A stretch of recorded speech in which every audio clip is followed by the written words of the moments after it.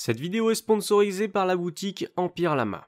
Ils ont bien voulu nous faire confiance et du coup qu'est-ce que ça change pour vous? Eh bien je tiens à vous annoncer que durant toute cette semaine des 1000 abonnés, vous pourrez tenter de remporter la toute nouvelle display de l'ascension du dueliste. Donc si cela vous intéresse et que vous avez 2 minutes, je vous laisse cliquer sur le lien dans la description de la vidéo où tout y est expliqué. Encore merci d'être aussi nombreux à nous suivre et je laisse maintenant place à la vidéo. Salut à toutes et à tous, bienvenue sur Duocars, je suis Akin, et moi Shade, et nous nous retrouvons aujourd'hui pour le 6ème deck profile de cette semaine des 1000 abonnés, dans lequel nous allons parler des Rika. Cet archétype intéressant est apparu lors de la sortie du booster des Pourfendeurs Secrets le 16 avril dernier, en y introduisant les Rika, mais aussi les archétypes Inflexipateurs et Surnalige qui sont à l'heure actuelle au top de la méta. L'archétype est composé de monstres plantes jouant autour d'un système de sacrifice. Il est actuellement composé de 13 cartes, dont 7 monstres à effet, 2 cartes magiques, 2 cartes pièges et 3 monstres Xyz, dont un qui sortira à l'occasion du booster de l'ascension du dueliste, mais on y reviendra. Eléborg la fée Rika est une sorte d'entra pouvant se sacrifier depuis la main ou le terrain lorsque vous contrôlez un monstre Rika pour negate un effet ayant ciblé un ou plusieurs monstres que vous contrôlez. Et lorsqu'elle se trouve dans le cimetière, vous pourrez sacrifier un monstre plante sur le terrain pour l'invoquer spécialement depuis le cimetière. En revanche, elle sera bannie la prochaine fois qu'elle quittera le terrain. Et Rika est à l'instar d'Eléborg une sorte d'entra puisqu'elle pourra vous faire gagner 1000 points d'attaque et de défense à un de vos monstres plantes qui combat en s'envoyant de la main ou du terrain au cimetière. Et si vous veniez à sacrifier un monstre plante sur votre terrain alors qu'elle se trouve dans votre cimetière, vous pourrez tout simplement l'invoquer spécialement sur votre terrain en position de défense. Personnage peut s'invoquer spécialement sur le terrain en sacrifiant un monstre plante sur le terrain.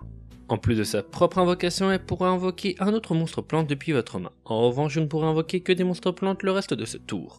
Son deuxième effet permet d'égaliser le level de tous les monstres plantes que vous contrôlez.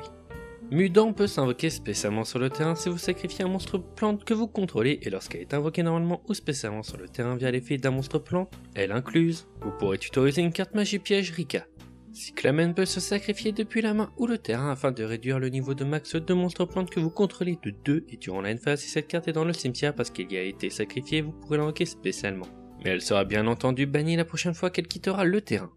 Primula pourra s'invoquer spécialement sur le terrain lorsqu'un de vos monstres plantes est sacrifié et lorsqu'elle est sur le terrain, vous pourrez cibler max de monstres plantes que vous contrôlez et augmenter leur niveau de 2. C'est en quelque sorte le contraire de Cyclamen. Pétale Rika vous permet durant la main phase de soit tutoriser, soit foolish un monstre Rika. En revanche, vous ne pourrez invoquer spécialement que des monstres plantes le reste de ce tour. Et durant la end phase de votre adversaire, si vous ne contrôlez aucun monstre ou que vous ne contrôlez que des monstres plantes, vous pourrez l'invoquer spécialement sur votre terrain depuis le cimetière. Glamour Rika est la carte magique de tuto de l'archétype. Vous pourrez choisir de sacrifier un monstre plante lors de l'activation de la carte et auquel cas, en plus de vous permettre de tutoriser n'importe quel monstre Rika, elle pourra vous permettre de tutoriser un monstre plante ayant un niveau équivalent à celui du monstre sacrifié. C'est beaucoup trop fort pour s'en passer. Bourrasque Rika est une carte magie continue qui pourra vous permettre une fois par tour de faire sacrifier un monstre à votre adversaire lorsqu'un de vos monstres Rika est sacrifié. Et si vous n'avez pas que des monstres plantes sur votre terrain, vous devrez détruire cette carte durant la end phase. Tranquillité Rika, qui en plus d'être une très belle carte, est la carte de reborn de l'archétype, vous permettant ainsi de reborn un monstre Rika, mais si vous avez sacrifié un monstre plante lors de son activation, vous pourrez aussi reborn un monstre plante et on va pas se mentir, reborn 2 monstres en même temps, c'est vraiment pas dégueu. Pellicule Rika permet de cibler un monstre contrôlé par votre adversaire et de l'empêcher d'activer ses effets. Et si vous avez sacrifié un monstre plante lors de l'activation de cette carte, vous pourrez prendre le contrôle du monstre jusqu'à la end phase et il deviendra en plus de cela un monstre plante. Et qui dit monstre plante dit sacrifice facile pour les Rika. Passons maintenant à la présentation des monstres Xyz de l'archétype en commençant par Kenzashi, la reine Rika. Elle nécessite 2 monstres de niveau 6 et lorsqu'un ou plusieurs monstres sont sacrifiés sur le terrain, vous pourrez détacher un matériel pour y born un monstre depuis l'un des cimetières. Ces effets seront certes annulés, mais il prendra le type plante. En plus de cela, si un ou plusieurs monstres plantes doivent être détruits par un effet de carte, vous pourrez sacrifier un monstre plante depuis votre main ou terrain à la place. C'est donc une excellente carte pour à la fois remplir votre board mais aussi protéger vos monstres. L'arme est pour le coup la boss monster du deck. Elle nécessite 2 monstres de niveau 8 et peut lorsque vous lui attachez un matériel ciblé puis sacrifier un monstre sur le terrain et c'est un effet rapide si l'un de ces matériels est de type plante. Et à chaque fois qu'un joueur sacrifie un ou plusieurs monstres, cette carte gagnera 200 points d'attaque jusqu'à la fin du tour pour chacun d'entre eux. Bien, avant de vous présenter notre decklist, nous tenions à vous présenter Strenae, la toute nouvelle Xyz Rika qui débarquera à l'occasion de la sortie du booster de l'ascension du dueliste. C'est une exil de rang 4 pouvant contre un de ce matériel recycler depuis le cimetière n'importe quel monstre, plante ou 4 Rika.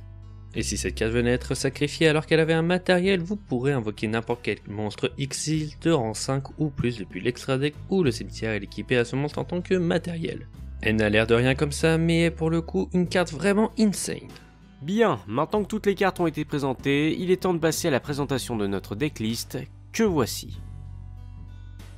En ce qui concerne les cartes de l'archétype, nous avons une Elébor, une Erika, 3 personnages, 3 Mudan, une Cyclamen, 2 Primula, 3 Pétales, 3 Glamour, une Bourrasque, une Tranquillité, une Pellicule, 2 Larmes, une Kanzashi et enfin 2 Strenai.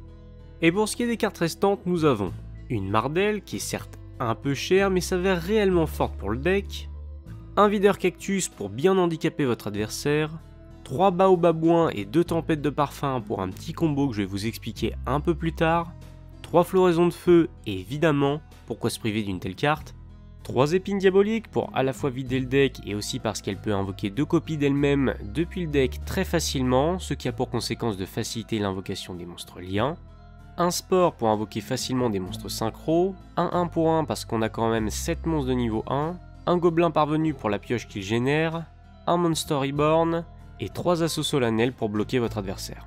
Et en ce qui concerne le reste de l'extra deck, nous avons un Draco Berserker du Tenny, parce que ça coûte moins cher qu'un Sauvage Charge Borel, et ça permet de plus facilement tuer votre adversaire en un tour. Une Reine des Épines pour le burn, un Roi Véritable de toutes les calamités parce qu'il est possible de l'invoquer avec le deck, une numéro 87, Reine de la Nuit, car elle est assez versatile et est invocable très facilement grâce à Strenai. Un Chevalier d'effet Ingunar que nous avons pour le coup découvert en cherchant des cartes d'extra pour ce deck, et il faut dire qu'il est assez gamebreaker. Un Dragon épée Borel pour achever votre adversaire plus facilement, 2 Jasmin Aromaseraphi qui est un incontournable pour le deck, un Aashima pour faciliter les invocations Xyz, et enfin un Lien Kuriboh. Bien, avant de passer à la présentation des combos du deck, laissez-moi vous parler de 2-3 choses au sujet de notre decklist. Premièrement, le deck fonctionne très bien avec les aromages, et par souci de vouloir garder les decks les plus purs possibles, nous avons préféré ne pas les mettre. A noter que l'association Aromage et Rika est plus solide qu'un Rika seul, mais rassurez-vous, notre decklist n'est pas fragile pour autant. Deuxièmement, il est bon de retenir que lorsque vous utilisez l'effet de personnage ou de la pétale Rika, vous ne pourrez pas invoquer depuis votre extra deck les monstres qui ne sont pas plantes. Donc avant de les jouer, pensez bien à votre stratégie de jeu. Troisièmement, il faut bien comprendre que le plan de jeu principal du deck est d'invoquer la larme Rika. Car étant donné que notre decklist est basée sur du contrôle, il est indispensable d'avoir l'arme sur le terrain. Quatrièmement, si vous n'avez pas toutes les cartes de la decklist, sachez qu'il est parfaitement possible de remplacer par exemple Baobabouin par la Fille de la Rose, les Tempêtes de Parfum par des Appelés par la Tombe ou encore Mardel par Titanial. Et enfin, cinquièmement, j'aimerais revenir sur la carte Pellicule Rika qui fonctionne d'une manière particulière. Lorsqu'il est indiqué que la carte empêche l'activation des effets d'un monstre face recto contrôlé par votre adversaire, ça ne veut pas dire qu'elle annule tous les effets du monstre de l'adversaire, mais seulement ses effets activables. Si je prends l'exemple du démon de la vanité, il n'active à aucun moment son effet sur le terrain. Donc, Pellicule ne sert à rien sur lui. Ensuite, si je prends l'exemple du Tracer Rocket, il existe 2 cas de figure. Le premier où Tracer active son effet et se fait chaîne par Pellicule, dans ce cas-là, comme l'effet de Tracer est déjà activé, Pellicule ne peut pas empêcher son activation, et l'effet du Tracer adverse se résout normalement. Deuxième cas de figure, c'est la pellicule qui active son effet avant celui du Tracer, mais puisque l'effet de ce dernier est un effet rapide, il peut chaîner son effet à l'activation de pellicule. La règle des chaînes fait que l'effet de Tracer va se résoudre avant celui de pellicule, et donc son effet qui empêche l'activation n'aura aucun impact sur la résolution de l'effet du Tracer. Donc là vous me direz, comment on utilise convenablement la pellicule ? Eh bien les enfants, c'est tout simple. Il suffit que le monstre ciblé n'ait pas encore activé son effet et qu'il ne puisse pas chaîne sur l'effet de pellicule. Exemple, votre adversaire invoque rituellement Penroi de l'Armageddon, et pour que pellicule soit efficace, il faut la chaîne directement sur son invocation. De cette manière, Pen n'ayant pas un effet rapide, il sera dans l'incapacité d'activer son effet en réponse à pellicule, et ce, jusqu'à la fin du tour. Voilà, bon ça fait 20 minutes que je vous explique une seule et même carte, mais c'est une carte qu'il est important de comprendre pour le bon fonctionnement du deck. Bien, il est grand temps de passer aux 2 combos du deck, en commençant par celui de Baobabouin et de la Tempête de Parfum. Nous partons évidemment du principe que vous avez ces 2 cartes dans votre main de départ, invoquez normalement Baobabouin pour piocher une carte et mettre une carte de votre main soit au-dessus, soit en dessous de votre deck. Puis, activez la tempête de parfum et ciblez le Baobabouin pour le détruire et piocher une nouvelle carte. Si vous avez pioché un monstre plante par cet effet, vous pourrez le révéler et piocher une carte supplémentaire. Sinon, puisque le Baobabouin a été détruit par effet de carte, vous pourrez en invoquer 2 autres depuis le deck. Et suite à leur invocation, vous pourrez donc piocher 2 nouvelles cartes et renvoyer 2 cartes depuis votre main soit au-dessus, soit en dessous de votre deck. Le premier combo est désormais terminé. Ce combo est valable dans tous les decks plantes, et a pour but de pouvoir renouveler au maximum votre main. Il est donc important de comprendre quelles cartes peuvent avoir une utilité dans votre main ou dans votre deck. Et si vous n'avez vraiment aucune idée des cartes pouvant être intéressantes dans telle ou telle situation, je vous invite à regarder la vidéo gameplay Rika qui est sortie en même temps que cette dernière. Pour le deuxième combo, vous aurez besoin dans votre main de départ de 1 pour 1 et de soit Primula, soit Erika. Pour l'exemple de cette vidéo, nous partirons sur une main avec Erika. Jouez votre 1 pour 1 et défaussez Erika afin d'invoquer une épine diabolique. Activez son effet afin de la sacrifier et d'en invoquer 2 copies depuis le deck. Puisque l'épine s'est sacrifiée, Erika peut s'invoquer spécialement depuis le cimetière via son effet. Faites bien attention à la positionner dans une des cases en diagonale des zones monstres extra, ce sera important pour la suite. Utilisez vos 2 épines pour invoquer Jasmin depuis l'extra deck. Puisqu'Erika est dans une des zones pointées par Jasmin, elle peut activer son effet et donc vous pourrez sacrifier Erika pour invoquer Mardel depuis votre deck. À son invocation, elle vous permettra de tutoriser le videur cactus. Il ne vous reste donc plus qu'à l'invoquer normalement, le deuxième combo est désormais terminé.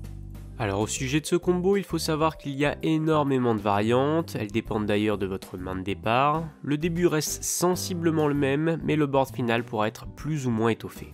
Le but ici est de complètement empêcher les invocations de monstres de votre adversaire avec l'effet du videur cactus, tout en essayant d'avoir le board le plus solide possible. La vidéo est dès à présent terminée. N'hésitez pas à aller voir la vidéo gameplay qui est sortie en même temps que cette dernière, c'était Akin et Shade. Salut tout le monde.